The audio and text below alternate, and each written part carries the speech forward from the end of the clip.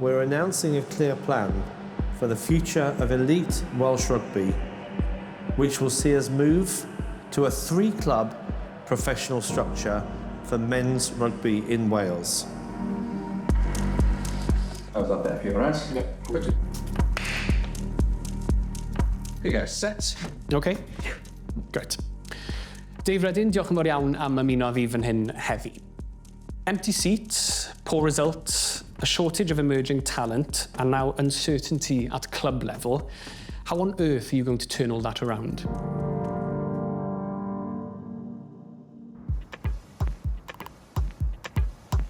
Mae cyhoeddiad Undeb Rygbi Cymru I dorri un o'r rhanbarthau'r gorllewin wedi siglo'r gêm a thanio teimladau cryf ymysg cefnogwyr 2 dîm proffesiynol yr ardal. Gwan Ifan! Down Ifan! Good! Goodbye!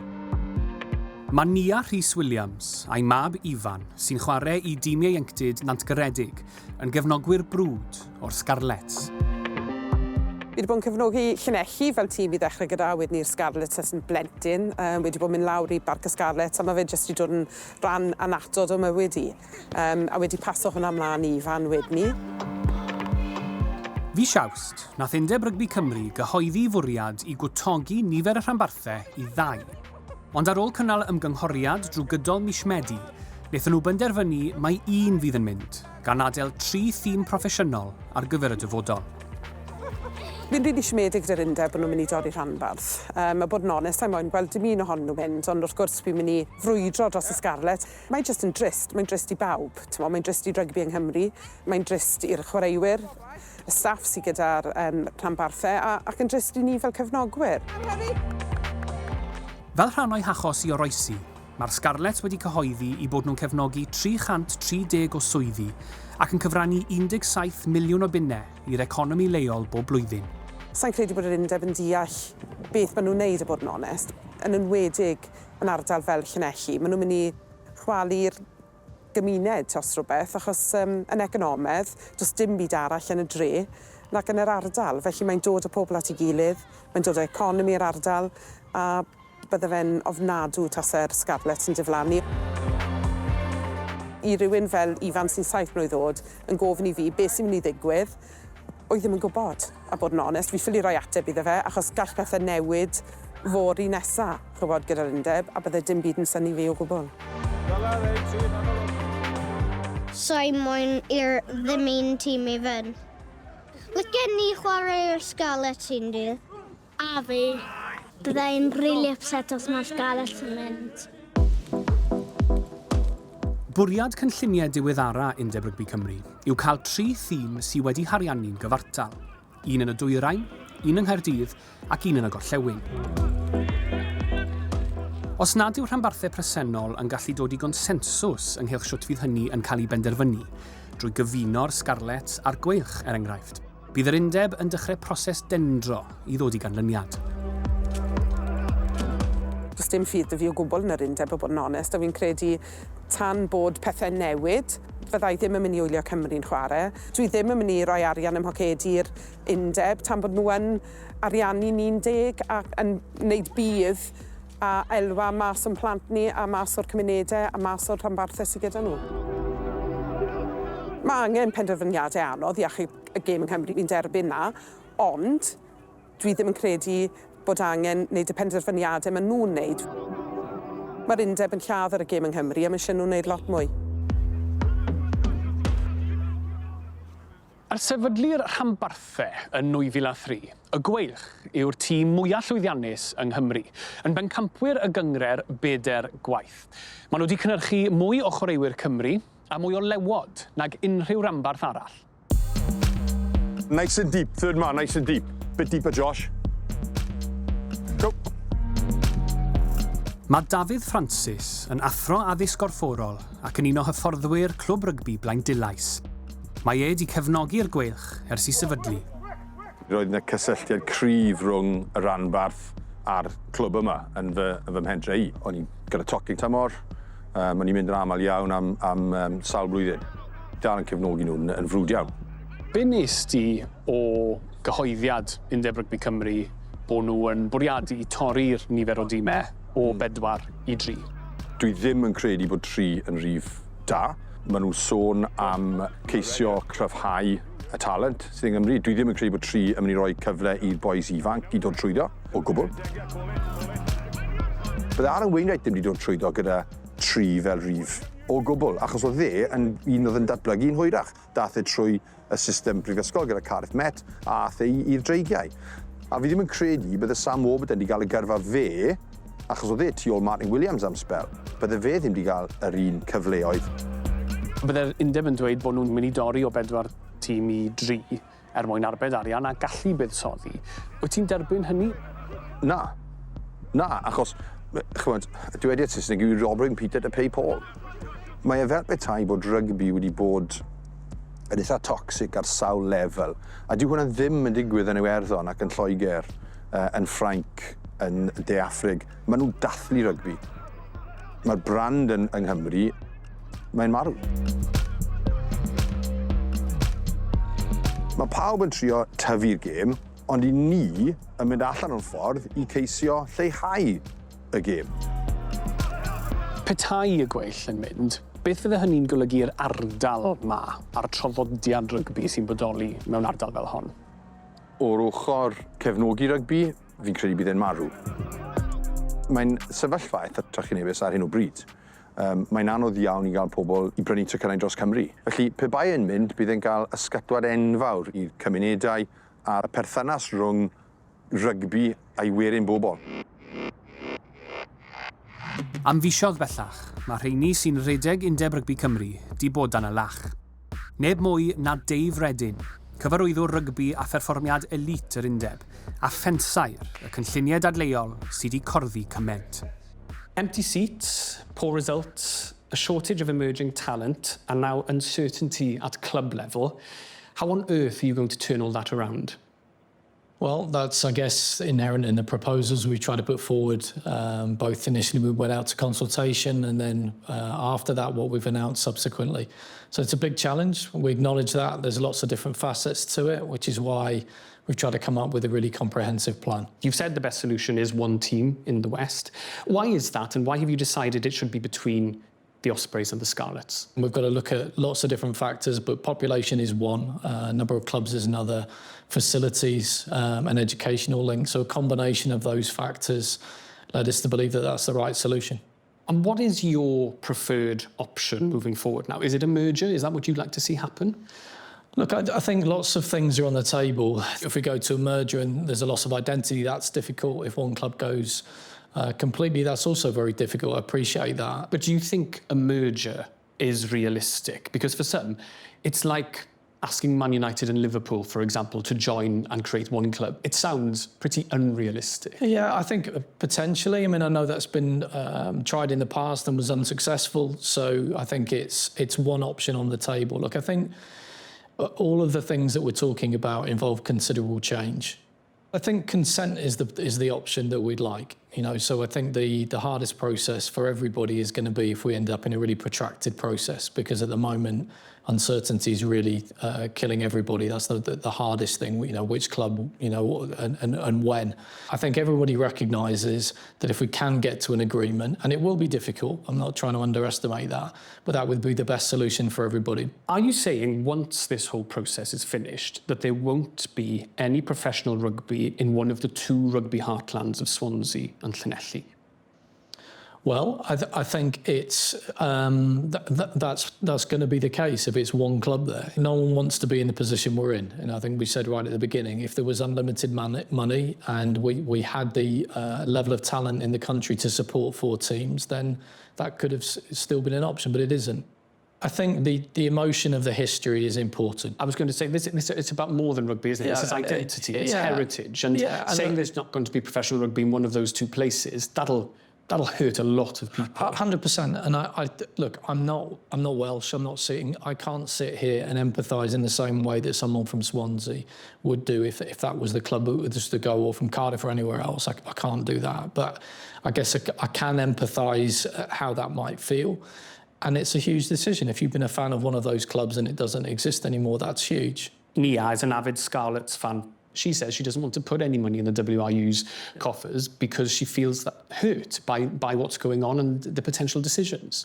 It's a huge... That can't be good. It's not good, and but we can't solve all of it. I'm sorry, we just can't. There is no sort of future potential without some short-term pain, I'm afraid. And, I can't shy away from that. Dyw pethau ddim wastod wedi bod yn boenus I rygbi yng Nghymru. Yn 2008, nath Warren Gatland arwen Cymru i'r gamp lawn yn ei bencampwriaeth 6 gwlad gynta. Un wedd ar frig y gêm yr adeg honno, wedd Trystan Bevan. Rhwng 2003 a 2014, fe wedd pennaeth cryfder a chyflyru gleision Caerdydd, pan nath chwaraewyr fel Jamie Roberts a Lee Halfpenny ddechrau wneud I marc. Hwn oedd y European Final shirt yn credu. Yeah? Credu tawa, ie. Chi'n lle edrych nôl a gweld bod y cyfnod yna oedd y cyfnod eiraidd. A yn anffodus, mae'r cyferbyniad rhwng y ddegawd gynta o pan oedd yr rhanbarthau yn llwyddiannus a oedd tîm Cymru'n llwyddiannus gyda Gats, a wedyn y ddegawd ddiwetha, mae'r cyferbyniad yn hollol catastrofic. Pam yw'r cwestiwn mawr? Be sydd wedi mynd o'i le I achosi hynny, ti'n meddwl? Mae pobl yn pwyntio tuag at ariannu, talent, ond fi'n gweld bach yn wahanol. Fi'n gweld fel y safonau sy'n angen I chwaraewyr I gyrraedd mwyn chwarae ar y lefel ucha. Fi'n cofio pan oedd Jamie Roberts draw yr hewl yn ysgol Glantaf yn dod i'r academi gyda ni yng Nghaerdydd. Mwyn I fe dod I mewn i'r tîm, oedd rai fe ddisodli Jamie Robinson, Tom Shanklin, Gareth Thomas. Oedd y pris mynediad I fewn jyst I dîm Caerdydd yn eithriadol o uchel. Oedd yr un peth yn mob rhanbarth, a mae'r tirwedd wedi newid yn gyfan gwbl. Yn 2013, nath Undeb Rygbi Cymru gael gwared a'i Hacademi Genedlaethol mwyn torri costau. Mae'r strwythur sydd wedi bodoli ers hynny wedi rhoi mwy o bwyslais ar y 4 academi rhanbarthol I ddarparu chwaraewyr cenedlaethol. Ydy'r safon na wedi gostwng yn dyfarn di yn gyffredinol o ran chwaraewyr? Ymddiriedwch yn eich llyged a'ch clustiau, a mae'r ateb yn amlwg iawn I chi. Wrth gwrs bod y safon yn wahanol. Os na faes strategol felly ar y gostyngiad na yn y safonau? Fi'n credu bod yr Undeb wedi gwneud sawl penderfyniad strategol gwael. Mae pobl yn talu arian da I fyny y stadiwm mwyn watch y tîm sy'n ennill. Na beth licen ni gael yw arweinyddiaeth. Pryd mae'r Undeb yn dweud 1 mis ni'n mynd I aros am Bedwar, wedyn ni'n mynd lawr I 3, ond wedyn chi'n clywed Reddin yn dweud, wel, ni actually eisiau mynd I 2. Chi'n dechrau meddwl, wel, beth yw'r penderfyniad maen nhw actually eisiau? Fi ddigon hen I gofio cyfnod Thatcher, oedd yn Dynci yn gweithio yn Brynaman fel glor. Managed decline of the North, fi'n credu oedd Thatcher yn dweud. A chi'n cael y timlad falle gyda ywedig yn y 10 mlynedd ddiwethaf yn yr Undeb bod hwnna wedi bod yn rhan o'r strategaeth answyddogol. Os chi'n taneriannu rhywbeth ddigon, mae hwnna'n dangos rhywbeth yn diwedd. Mae Simon Williams yn awdur uchel I barch y myd rygbi Cymreig ers blynyddau.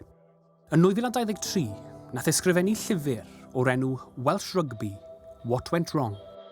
Y cwestiwn, wrth gwrs, teitl y llyfr yr un mor bwrpasol nawr, ag oedd 2 flynedd nôl. Odi, gafodd ni gyhoeddi bron union 2 flynedd yn ôl, fel oedd bethau'n dechrau dirywio. O'n I eisiau sgwennu llyfr achos o'n i'n gweld lot o themau yn cael ei ailadrodd yn hanes y gêm, ac o'n i'n gweld camgymeriadau'r gorffennol. Siwt wyt ti'n meddwl ni wedi dod i'r pwynt lle dyn ni ar hyn o bryd?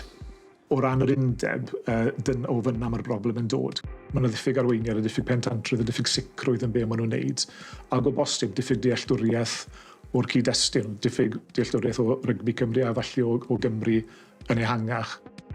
Mor ddiweddar a llynedd, wedd Undeb Rygbi Cymru yn mynnu bod cynnal 4 tîm proffesiynol ar gyllid cyfartal wrth wraidd I strategaeth hir dymor. Ond wedyn, fi siawst eleni, wedd yr Undeb yn dweud bod angen torri I 2 dîm mwyn achub y gêm yng Nghymru. Erbyn heddi wrth gwrs, y cynllun yw I dorri I 3 thîm. Maen nhw wedi symud ag yn newid y farn, a newid y datrysiad, newid yr hyn maen nhw'n trio wneud, ac yn newid y cyfiawnhad mor aml. Mae'n anodd iawn ymddiried yn nhw fod gynnyn nhw'r weledigaeth gadar yma, a fod pen draw'r daith yn mynd I fod yn rhywbeth sydd yn mynd I arwain I nôl I ben y gêm.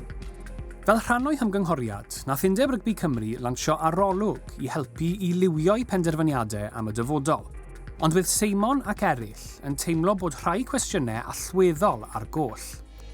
Felly, ym mis Medi, ar gwlad, y wefan rygbi flaenllaw mae ein cydredeg, nath Seimon gynnal arolwg I hun, nath ddenu dros 1,200 o ymatebion.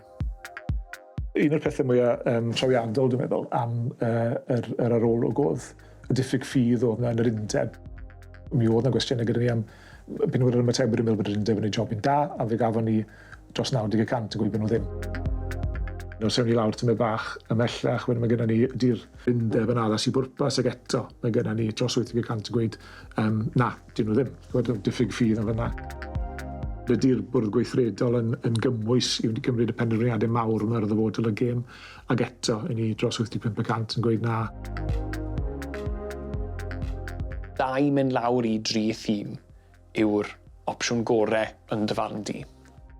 Mae'n anodd ysgoi'r casgliad bod ni'n gorfod newid rhywbeth yn sylfaenol a mae'n bosib iawn mai torri timau yw'r ateb. Ond os ydyn ni'n gorfod, mae'r beth sy'n dod nesaf yw'r peth pwysig. Hynny yw, dyn ni angen gweld y gweledigaeth, dyn ni angen gweld y buddsoddiad, lle mae'r arian yn mynd I fynd ac I beth, a sut mae hyn yn mynd I weithio, a sut fydde hyn yn cael ei fesur. Os gewn ni hynna, wedyn mae'n obeth gyda ni, ond mae'n dalcen caled iawn I blaen nhw. Ond I Nia a Dafydd, mae angen i'r undeb wneud tipyn eto I adennill ffydd y ffans ar gyfer y dyfodol. Yn draddodiadol, ni wedi bod yn wlad ac yn genedl sydd yn enwog am ei rygbi. A fi'n credu, fi'n ofni, falle dyfa'r diwedd. Mae mwyafrif y prif swyddogion sy'n rheoli'r gêm yng Nghymru yn dod o di allan I Gymru, testyn pryder arall I nifer o gefnogwyr. Dyn nhw ddim yn deall yr angerdd sydd y pobl tuag at rygbi yma yng Nghymru. A os nag ych chi'n deall na, I chi ffili wedyn falle cael yr un empathi tuag at y cefnogwyr a tuag at y gêm. Dwi ddim yn credu bod nhw'n deall yn gymdeithas ni, ein draddodiadau ni. Dyn nhw ddim yn deall sut I gael y gorau allan o'n cymunedau ni. Dyna rhan o lwyddiant ni. Bod ni o fewn ardal bach iawn yn gallu chwarae yn erbyn y pentre nesaf, a gallu bod yn gystadleuon yn ei erbyn nhw. Dyn nhw ddim yn deall, ni ddim yn deall y broblem. Felly sut ydyn nhw gallu dod lan gyda'r datrysiad? Fel rhan o'i weledigaeth newydd, mae Undeb Rygbi Cymru yn mynd I fuddsoddi 28 miliwn o bunnau dros y 5 mlynedd nesaf I gryfhau'r strwythurau o dan lefel broffesiynol y gêm. Mae hyn yn cynnwys academïau cenedlaethol newydd i'r dynion a'r menwod, canolfannau datblygu ar draws y wlad, adran arbennig I adnabod a rheoli talent, ymrwymiad I gynyddu hyfforddiant a gwella addysg a chryfhau cysylltiadau cymunedol. We're looking to move away from a model of 4 regional academies to 2 regional training centres, and that's a concentration of talent, so fewer people but much more resources to make that a really elite development environment. The pathway investments mean that we're going to be able to do better with the talent that we've got. So over the next sort of 3, 4, 5 years, I'm expecting our age group teams, and our academies to start feeding through better talent to our clubs and then to our national team. So they're the sorts of timescales that we're talking about. You mentioned earlier that you're not Welsh, and that may sort of anger some people. And one criticism that I've heard consistently over the past few weeks is that there is a lack of understanding within the leadership of the WRU of Wales and Welsh rugby. David, an Ospreys fan from Seven Sisters, he says he thinks you and your colleagues don't understand our society, our traditions, nor how to get the best out of our communities. Is that a fair criticism?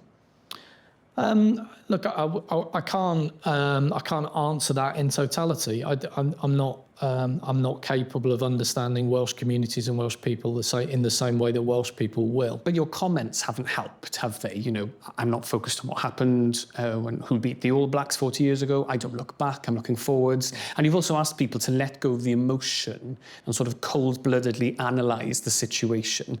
This is Wales. We're an emotional people. We use our past to form our culture, and your reluctance to do that gives the impression that you don't understand and that you don't care. Yeah, I don't want to give the impression I don't care. Look, I think what I can bring to it is some empathy for the emotion that goes with it and a respect for the communities. But you know, frankly, if I was to try and satisfy everyone's emotions and try and deal with that, we would never make any tough decisions. It's about building bridges, obviously, with fans as well, and that can be difficult, as we've already established. You may be aware of a survey that was conducted on the rugby website Gwlad. There were some 1,300 respondents. 90% of those respondents said they don't think the WRU is doing a good job, and 85% said they don't think the executive board is qualified to make big decisions about the future of the game. There is a lack of trust and faith there. Yeah. How are you going to repair it? I think the way you repair that is by what you do and what people see going forward. So, look, I'm aware. Look, I think governing bodies generally have a tough job. You know, I've seen that across other sports in other nations. But those figures are quite startling, aren't they? They are, but I think when you're in a period of change and when you've been in a period of lack of success, it's natural that people are going to feel like that. And my experience is also that sentiment can change. Now, change is only going to happen through people. It's not going to happen through me sitting here talking to you and talking words. It's going to happen through people seeing something different in their local community, in their player development centre, and ultimately on the pitch. And so that's not going to happen overnight. And so it's not as simple as saying, just trust us, everything will be okay. That sounds like politicians. You know, what I think we have to say is, look, this is what we're planning on doing, and we'll get after it and do that as well as we possibly can, and that's what we get judged on. And you are determined to see that through? I'm committed to making it work, yeah. I want to get to a solution that's going to be, you know, the best possible solution we can make it for the future of Welsh rugby.